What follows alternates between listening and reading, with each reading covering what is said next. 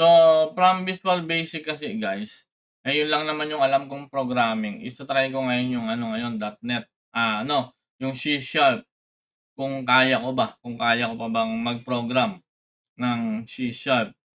So, magsimula muna tayo sa MS Access.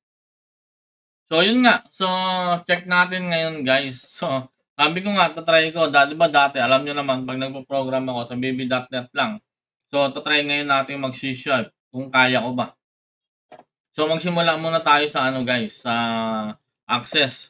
Gagawa muna tayo. Yung simpleng ano lang muna, simpleng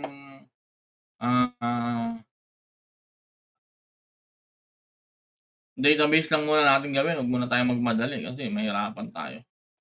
Baka sumemplang tayo pag masyado tayo nagmamadali. So, dito lang muna tayo. Gagawa lang muna tayo guys ng simpleng database lang. So, tatry lang natin yan. So, ipapangalan natin dyan ay ano papangalan natin dyan? Contact na lang guys. Contact. Yan, contact. Contact DB. Yan, create natin. So, click muna natin to. Then, create tayo ng table. Diba? Gawin tayo ng table. So, unang-una, siyempre, unang-unang table natin yan is ID. Edit nyo. Paano ba? Hindi na rin ako marunong gumawa ng ano. Dito.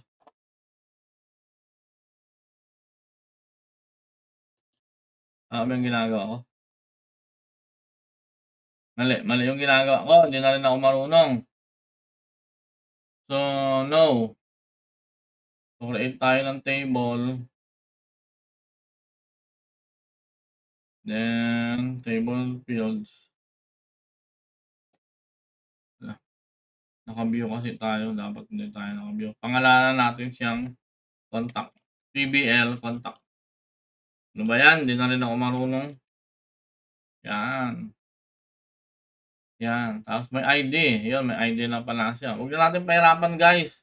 Gawin na lang natin ang ano. C-name. Kasi contact name, di ba? So, automatic yan. Short text lang siya. Then,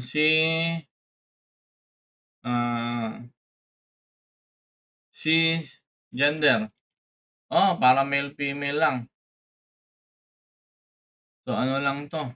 Character lang. Dapat. So, kung wala naman, number na lang. Di ba? Pag 1, mga ganun. Pag 1, male. Pag 2, female. Ganun na lang. Depende. Then, contact. Kailangan may date para makuha natin. B-day. So, gawin natin tong date. Date time. Date lang. Gawin lang natin date. Tapos, may format naman dito eh. Sa baba. So, formatan na lang natin. So, date. So, short date. Yan. Tapos, susunod dyan meron tayong name, may gender na tayo, may birthday na tayo. Ano pa bang common? Mobile number. Mobile.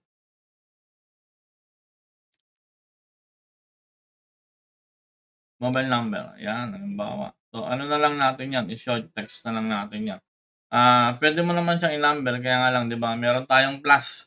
May plus tayo. Meron tayong plus, the 63 space. So, para i-format natin na maayos. So, i-short text ko na lang muna yan, guys. Then, save natin. Save. Okay, saan ko dyan na save? So, save as ko, guys. Save as na. ACCDB tayo, ACCDB tayo. Lagay muna natin siya sa desktop guys kasi later on ililipat din naman natin yan. So wag na sa desktop, sa document na lang natin siya ilagay. Save. Okay, yan enable content. Yan guys, nakapag-create na tayo. Meron tayong CNAME, gender, birthday, mobile number, then yun lang. So apat na lang. 1, 2, 3, 4. Apat na table lang tayo. Kasi itong naman nakikita ninyo is auto number naman siya. Nag-auto increment yan. So wala tayong problema dyan. So, yun lang muna ang field natin. Now, since nakagawa na tayo guys, checkin natin kung tama ba yung gawa natin. So, napunta lang tayo dito. Ang sabi is nasa documents lang daw siya. is date modified. Ayun, nakita natin siya dito si contact. So, andiyan yung tama. O, ito.